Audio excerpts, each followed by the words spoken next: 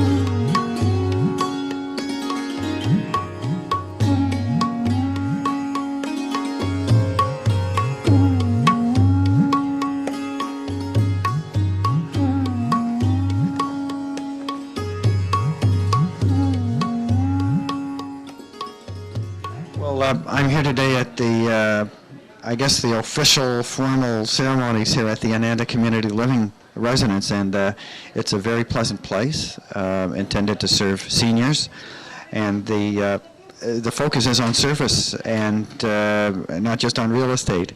So they're very pleasant living quarters, a lot of live-in services and convenience. I'm delighted to participate with the community here in celebrating this official opening, and look forward to seeing it being used well in the community here in Markham. We're glad to be here today for the official opening of the Ananda Community Center. It's a very beautiful, well put together place, and I'm sure it's going to do a lot for the community. Thank you. Okay, well, I'm delighted to be here, and I'm very impressed with the place. What I think most is that it doesn't look like an institution. It looks like a home. The rooms are different from each other. It looks like a very pleasant, comfortable, private place to live. So I think it's a great addition to the community. It is really a matter of pride. It's a matter of good luck for everybody. What a beautiful venture. What a place. Thank you very much for the invitation. You say you're proud of me. I'm proud of you because we really do appreciate this type of investment being made in our own community. And not just because of the dollars, but more importantly because of the services that you're going to be able to provide to the South Asian community.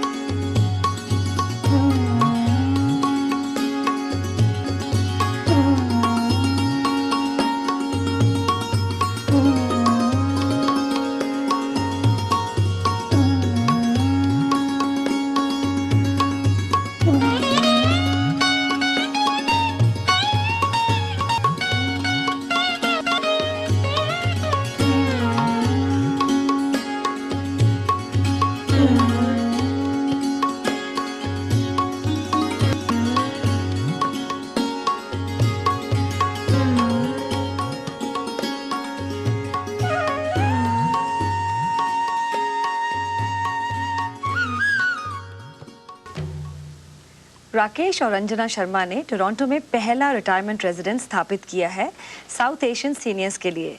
Ananda community living 2 एकड़ की ज़मीन पर बसा हुआ है और south Asian seniors के लिए एक सुरक्षित और घर जैसा मैत्रीपूर्ण वातावरण प्रदान करता है। इस रिटायरमेंट होम के बारे में विस्तार से बातचीत करते हैं इन 2 मेहमानों से। आपका स्टूडियो में बहुत बहुत स्वागत हो। Thank you Rene. तो सबसे पहले तो आपको ये टोरंटो का पहला सीनियर्स रेजिडेंस स्थापित करने की बहुत बहुत बधाई हो। Thank you. तो हमें इस अनुभव के बारे में कुछ बताइए। रेनू जी, ये जो आनंदा कम्युनिटी लिविंग है, ये बिल्कुल अपनी कम्युनिटी के लिए, साउथ एशियन कम्युनिटी के लिए हमने नवंबर में शुरू किया था और बहुत सी इंक्वायरीज आ रही हैं। ये नया रेजिडेंस है और जैसे आपने कहा मार्खम में है, 2 एकड़ की ज़मीन पर है। सब फैसिलिटीज़ अपनी कम्युनिटी के लिए वहाँ अवेलेबल है। तो रंजना जी, सीनियर्स के अलावा और कौन कौन से लोग इस फैसिलिटी का फ़ायदा उठा सकते हैं? सबसे पहले तो ये है कि जो लोग शायद हॉस्पिटल स्टे में वापस आते हैं वो वहाँ रह सकते हैं। उनको शायद कई लोगों को होता है कि 5-6 हफ्ते के लिए उनको कन्वलेसेंस के लिए कोई ज़रूरत पड़े तो हमारा कम्युनिटी सेंटर अवेलेबल है। दूसरी बात ये है कि अगर समझ लो कि आपका कोई बुज़ुर्ग या घर में है और आप छुट्टियों पर जा रहे हो तो वो जगह पर आ सकते हैं, वो वहाँ पर भी 5-6 हफ्ते के लिए रह सकते हैं। और तीसरी बात यह है कि हमारे डे सीनियर्स भी आ सकते हैं। जो लोग सिर्फ दिन के लिए आना चाहते हैं वो वहाँ आ सकते हैं। तो इन सब के लिए आपके पास किस टाइप की फैसिलिटीज़ हैं? क्या क्या कर सकते हैं? जैसे डे लॉन्ग सीनियर्स आएँ तो वो क्या कर सकते हैं? रेनू जी, फैसिलिटीज़ अभी ऐसी है कि पूरा जो जगह है बहुत बड़ा भी नहीं है लेकिन अच्छे साइज़ का है कि सब लोग इकट्ठे मिलकर रह सकें। वहाँ लगभग 10 कमरे हैं, कुछ कमरों में सिंगल बेड्स हैं, कुछ कमरों में डबल बेड्स हैं, सो लगभग 15 लोग आ सकते हैं। तो हमारा जो विज़न है वो ऐसा है कि भी सब लोग इकट्ठे मिलकर, जब हमने ये देखा है कि जैसे जैसे हम ओल्ड एज में जाते हैं 3 चीज़ों की ज़रूरत रहती है। एक तो कि अच्छा खाना हो, शुद्ध खाना हो, और इसके लिए हमारे पास फुल टाइम कुक है वहाँ पे जो वेजिटेरियन मील्स बनाएगा। पूरा अपना नाश्ता, लंच, डिनर, बीच में स्नैक्स होंगे और अपने अपने यूनिट में फ्रिज और माइक्रोवेव है जहाँ दूध और फ्रूट बेअंत मिलेगा। एक तो वो रहा। दूसरी बात यह है कि हम ये विज़न में ये रहता है कि लोग अपने एज के लोगों से बैठकर समय बिताएं, अपने एक्सपीरियंसेस शेयर करें। हम यहाँ कनाडा में रहते हैं और ये यहाँ पर बहुत से लोगों को बच्चों को समय नहीं है या पेरेंट्स ये देखते रहते हैं कि बच्चे कब आएंगे, हमारे साथ बैठेंगे। सो उन चीज़ों, जो लोनलीनेस है, जो आइसोलेशन है, वो चीज़ को दूर करने के लिए हमने ये आनंदा कम्युनिटी लिविंग बनाया। अच्छा, रंजना जी ये बताइए कि इसके अलावा साउथ एशियन फूड तो बहुत अच्छा आइडिया है, इसके अलावा कौन सी कोई रिलीजियस एक्टिविटीज़ या सोशल एक्टिविटीज़ भी हैं सीनियर्स के लिए? बिल्कुल बिल्कुल, वहाँ पर एक जैसे हम स्पीकर्स बुलाएंगे, डॉक्टर्स, कैरोप्रैक्टर्स, हेल्थ प्रैक्टिशनर्स, जैसे भी जो सीनियर्स की ज़रूरतें हैं उन सब्जेक्ट्स पर, उन टॉपिक्स पर वर्कशॉप्स होंगी। और दूसरी बात ये है कि हम वहाँ पर उनकी सोशलाइजिंग के लिए भी, जैसे किसी ने मूवी देखनी है, कोई ताश खेलना चाहता है, 10 लोग बैठकर बातें करना चाहते हैं, वो सब फैसिलिटीज़ है वहाँ पर। और सीनियर्स को तो ये सबसे बड़ी बात, जैसे राकेश ने भी अभी कहा, एक आइसोलेशन की बात होती है। यहाँ पर कनाडा में आकर हम लोग बस तो गए हैं, पर जो हमारे बुज़ुर्ग हैं वो एक ही चीज़ महसूस करते हैं, वो ये महसूस करते हैं कि हमारे पास समय नहीं है उनके लिए, और कुछ नहीं तो उनकी बातें सुनने के लिए, उनकी ज़िंदगी के अनुभव के बारे में सुनने के लिए ये सब मिल सकता है। तो इसमें मैं थोड़ा सा ऐड करना चाहूँगा कि भाई ये जो 3 एक्टिविटीज़ जो हमने सीनियर्स के लिए रखी हैं वो है एजुकेशनल, स्पिरिचुअल और फिज़िकल।